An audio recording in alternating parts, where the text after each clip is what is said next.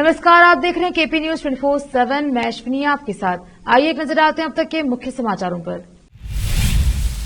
बीदर दक्षिण के विधायक डॉक्टर शैलेंद्र बेलदाड़े ने केपी न्यूज 24/7 के संस्थापक निदेशक डॉक्टर मोहम्मद अयाज खान को दी बधाई। इस चैनल के बड़ा स्थान प्राप्त करने की प्रार्थना की। जेडीएस ने पार्टी को मजबूत और संगठित करने के लिए 21 सदस्यीय नई कोर कमेटी का गठन किया। उर्दू पत्रकारिता के लिए एक दुखद खबर, हैदराबाद के जाने माने पत्रकार नसीम आरिफी का हुआ निधन। महाराष्ट्र के सीएम और डिप्टी सीएम रतन टाटा के आवास पर पहुंचे, उद्योग रत्न अवार्ड से किया सम्मान। महाराष्ट्र के कांग्रेसी नेता विजय वडेट्टीवार का बड़ा दावा, कहा सितंबर तक सीएम की कुर्सी में होगा बदलाव। पीएम मोदी का वादा पूरा, लद्दाख को मिली बड़ी सौगात, शुरू हुई भारत की पहली हाइड्रोजन बस सेवा।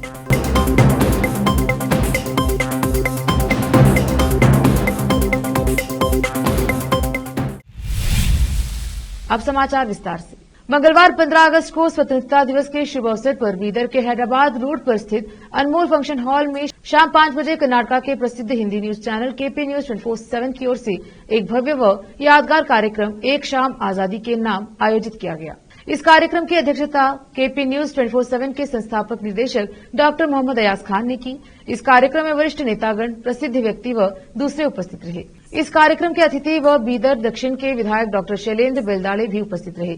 इस अवसर पर सभा को संबोधित करते हुए विधायक डॉक्टर शैलेंद्र बेलदाड़े ने डॉक्टर मोहम्मद अयाज खान को बधाई दी और कहा कि केपी न्यूज 24/7 अपने कवरेज से बीदर शहर में होने वाले अच्छे बुरे कार्यों के बारे में और यहां पर होने वाले अन्यायों के संबंध में लोगों को जागरूक कर रहा है। बेलदाड़े ने कहा कि केपी न्यूज आगे चलकर बड़ा स्थान प्राप्त करे और खूब तरक्की करे। केपी न्यूज के कैमरामैन कृष्णा का कवरेज। अच्छा भी लगा कि जब सब लोग थे तब भले ना हो, पर आपने अपनी जिम्मेदारी समझ कर यहाँ पर आना जरूरी समझा और इतने बिजी स्केड्यूल में से जैसे ही आप फ्री हुए कीमती वक्त निकाल के यहाँ पर आए। तो आपको सुनना जरूर चाहेंगे क्योंकि केपी न्यूज के माध्यम से पूरी कर्नाटक की जनता आपको सुनना चाहती है। इलेक्शन से पहले भी आप सुने थे। पर आजादी की बात करेंगे ना, चुनाव की ना पार्टी, सिर्फ आजादी को लेकर आप क्या कहेंगे और जो केपी ने प्रयास किया कि एक शाम आजादी के नाम रखी जाए। ऐसे कार्यक्रम बीदर में मैं जब तक मैं समझ रहा हूँ ये बड़े पैमाने पे अयाज खान साहब के नेतृत्व में हो गए, उनको मैं अभिनंदन देता हूँ। केपी न्यूज जो बीदर में बहुत सारे परिवर्तन ला रहा है, समाज में जो भी अच्छे बुरे कामों का हो और जो भी सुधार लाना चाहते हैं तो ये न्यूज़ के माध्यम से बहुत लोगों को अवेयरनेस ला रहे। जो भी अन्याय होता समाज में तो आपके न्यूज़ से सभी को बीदर जिले के सभी लोगों को आप बता रहे हैं, क्योंकि इलेक्ट्रॉनिक हो प्रिंट मीडिया हो, जो अन्याय होता उसके बारे में बताया तो लोगों को मालूम होता आपके जरिए से। कि मैं जब तक समझाऊँ कि 3-4 साल पहले उतना केपी न्यूज उतना रीच नहीं हुआ था। अभी 1 साल 1.5 साल से हर घर को और हर मोहल्ले तक आपका न्यूज़ रीच हो रहा है, ये बहुत अच्छी बात है।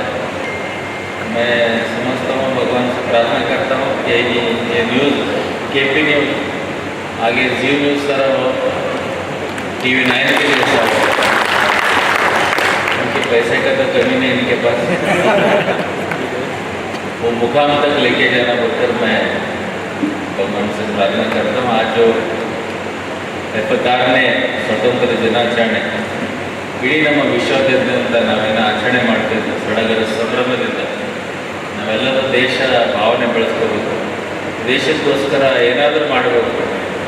ಮತ್ತೆಲ್ಲರೂ ನಮ್ಮ ದೇಶದಲ್ಲಿದ್ದಂಥ 140 ಕೋಟಿ ಜನ ಹಿಂದೂ, ಮುಸ್ಲಿಂ, ಕ್ರೈಸ್ತ, ಇಸಾಯಿ ಎಲ್ಲರೂ ಒಗ್ಗಟ್ಟಾಗಿ ದೇಶದ ಏಳಿಗೆಗಾಗಿ ನಾವೆಲ್ಲ ಕೆಲಸ ಮಾಡಬೇಕಂತ अभिनंदन मानते। जय हिंद। बहुत बहुत शुक्रिया सर। बैठिए सर, एक गीत तो आपके लिए भी होना चाहिए।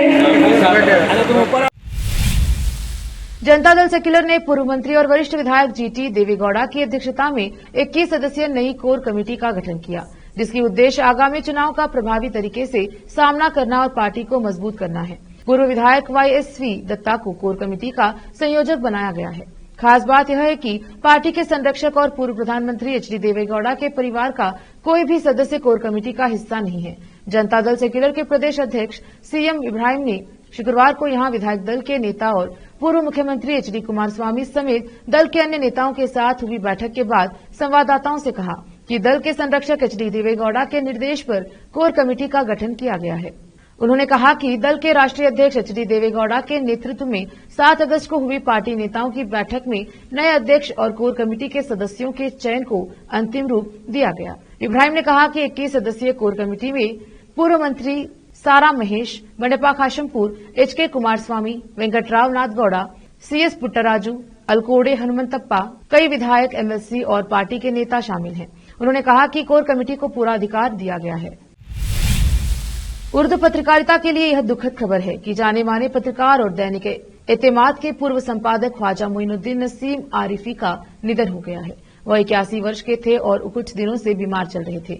शनिवार दोपहर उनका निधन हो गया। सीएम आरिफी ने हैदराबाद शहर से प्रकाशित सभी समाचार पत्रों में महत्वपूर्ण पदों पर कार्य किया और अपनी पत्रकारिता सेवाओं के लिए कई पुरस्कार प्राप्त किए। दफन और अन्य विवरण अभी मालूम नहीं हुआ है। महाराष्ट्र के मुख्यमंत्री एकनाथ शिंदे, उप मुख्यमंत्री अजित पवार और देवेंद्र फडणवीस के उद्योगपति रतन टाटा के आवास पर पहुंचे और उन्हें उद्योग रत्न अवार्ड से सम्मानित किया। बता दें कि रतन टाटा अपने खराब स्वास्थ्य के कारण पुरस्कार समारोह में भाग नहीं लेंगे। दिग्गज उद्योगपति रतन टाटा को उनके आवास पर उद्योग रत्न पुरस्कार से सम्मानित करने पहुंचे महाराष्ट्र के मुख्यमंत्री एकनाथ शिंदे ने कहा कि देश के लिए रतन टाटा और टाटा समूह का बहुत बड़ा योगदान है। महाराष्ट्र सरकार की ओर से दिए गए इस पुरस्कार को स्वीकार करने के लिए मैं रतन टाटा का धन्यवाद देता हूं। महाराष्ट्र में विपक्षी पार्टी के नेता विजय वडेट्टीवार ने महाराष्ट्र की राजनीति पर चिंता व्यक्त करते हुए आने वाले कुछ दिनों में मुख्यमंत्री की कुर्सी में बदलाव होने का दावा भी किया है। महाराष्ट्र में फिलहाल एकनाथ शिंदे, देवेंद्र फडणवीस और अजित पवार की सरकार सत्ता में है। अजित पवार हाल ही में शरद पवार से अलग होकर सत्ताधारी पार्टी से जुड़े हैं। पत्रकारों से बातचीत करते हुए वडेट्टीवार ने कहा, महाराष्ट्र में कुछ हफ्तों के भीतर राज्य सरकारी में बड़ा बदलाव देखने को मिलेगा। उन्होंने कहा, यह बहुत बड़ा बदलाव होगा। मैं यह नहीं कह रहा हूं कि सरकार बदलेगी, लेकिन मुख्य कुर्सी सीएम पद पर सितंबर तक बदलाव जरूर होगा। राज्य सरकारी से जुड़ने के बाद अजित पवार दूसरे उप मुख्यमंत्री नियुक्त किए गए थे। वहीं उनके 8 सहकर्मियों ने मंत्री पद के लिए शपथ ग्रहण किया था। भाजपा नेता और महाराष्ट्र के पूर्व सीएम देवेंद्र फडणवीस राज्य के दूसरे उप मुख्यमंत्री हैं। वक्त है छोटे से ब्रेक का, जल्द लौटेंगे ब्रेक के बाद। हिंदुस्तान के हर कोने में हम हैं मौजूद। 24 घंटे हालात पर गहरी नजर, खबरों से जुड़े चुपते सवालात और आपको दिखाता है धार्मिक, सामाजिक, राजनीतिक, लोकल और इंटरनेशनल न्यूज की सबसे बेहतर कवरेज जो आपको रखती है हर पल बाखबर। देश और दुनिया भर की खबर के लिए देखते रहें केपी न्यूज 24/7। ब्रेक के बाद स्वागत है आपका। देखते हैं आगे के समाचार। मणिपुर हिंसा की आग अब नागा समुदाय के गढ़ उखरुला जैसे तक पहुंच गई है। संदिग्ध विद्रोहियों ने शुक्रवार 18 अगस्त को थोवाई गांव में 3 लोगों की बेरहमी से हत्या कर दी।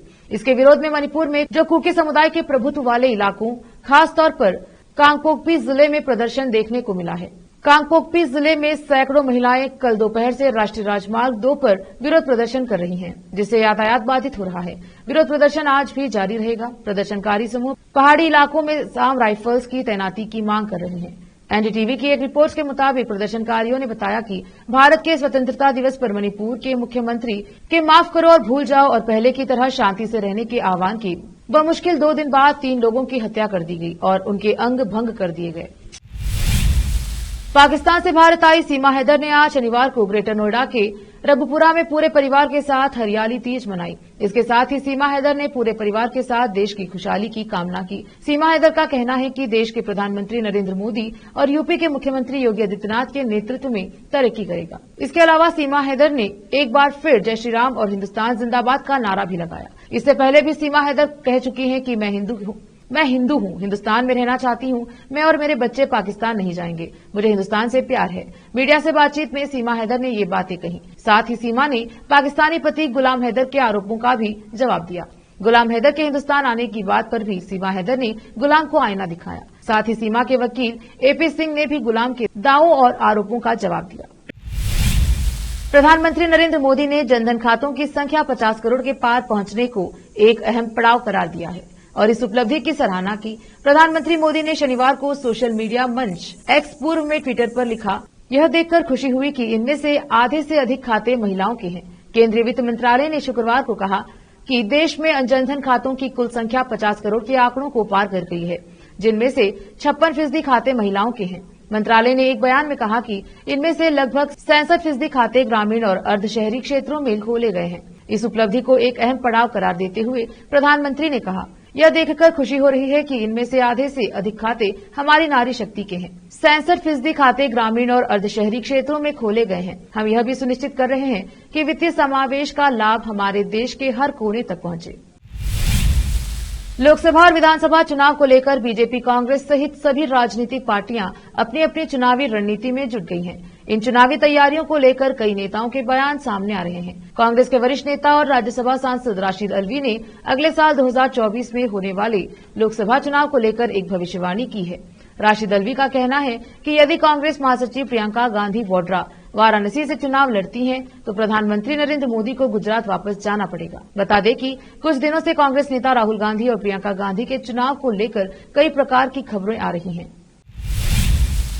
भारतीय जनता पार्टी के वरिष्ठ नेता और पूर्व केंद्रीय मंत्री राजेंद्र गोहेन ने कहा, नगांव लोकसभा क्षेत्र के परिसीमन के खिलाफ शुक्रवार को असम खाद्य एवं नागरिक आपूर्ति निगम के अध्यक्ष पद से इस्तीफा दे दिया और दावा किया कि भविष्य में पार्टी के लिए उस सीट से जीत पाना असंभव होगा। 4 बार इस संसदीय सीट का प्रतिनिधित्व कर चुके गोहेन ने दावा किया कि उन्होंने मुख्यमंत्री हेमंत बिस्वा शर्मा से इस परिसीमन के बारे में बातचीत की थी, लेकिन उसका कोई सकारात्मक नतीजा नहीं निकला। उन्होंने संवाददाताओं से बातचीत में किसी का नाम लिए बगैर कहा कि पार्टी की प्रदेश इकाई में किसी को भी असीमित अधिकार नहीं दिए जाने चाहिए। मुख्यमंत्री को भेजे पत्र में गोहेन ने कहा कि हाल की परिसीमन प्रक्रिया ने नगांव लोकसभा क्षेत्र को भविष्य में भाजपा के लिए जीत के लायक नहीं छोड़ा है और इस निर्वाचन क्षेत्र के लोगों को भी जनसांख्यिकी बदलाव के कारण खतरे में डाल दिया है।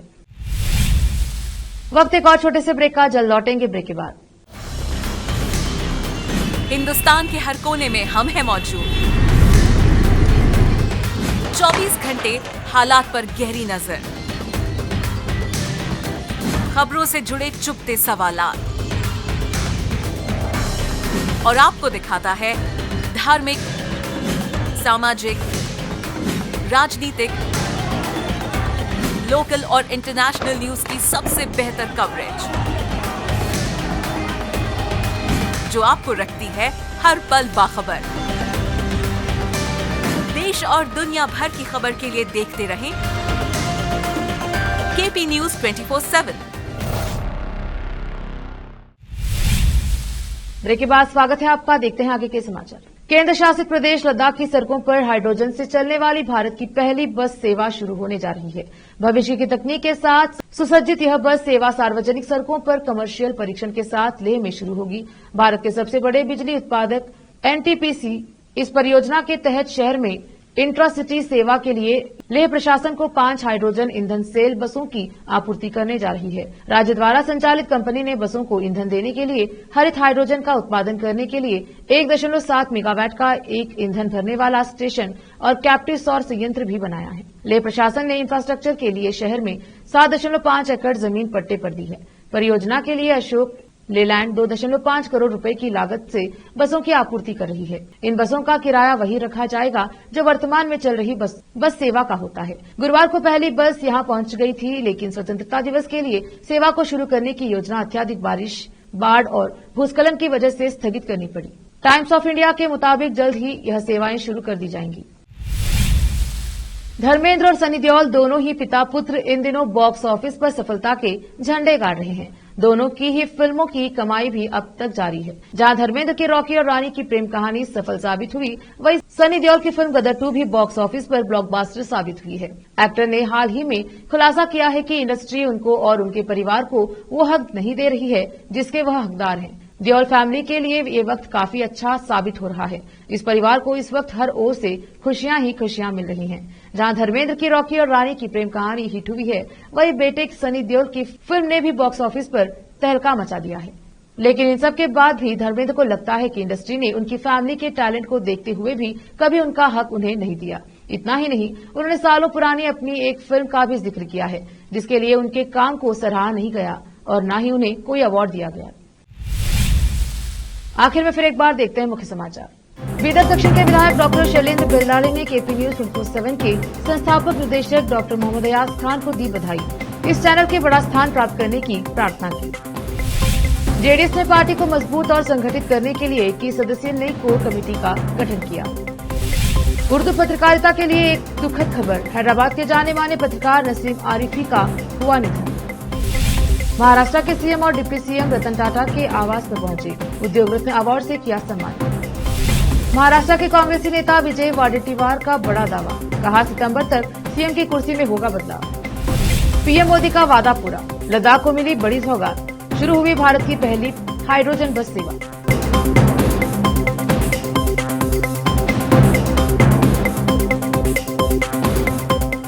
केपी न्यूज में अब तक के लिए इतना ही। देश प्रदेश के समाचारों के लिए देखते रहिए केपी न्यूज 24/7। धन्यवाद।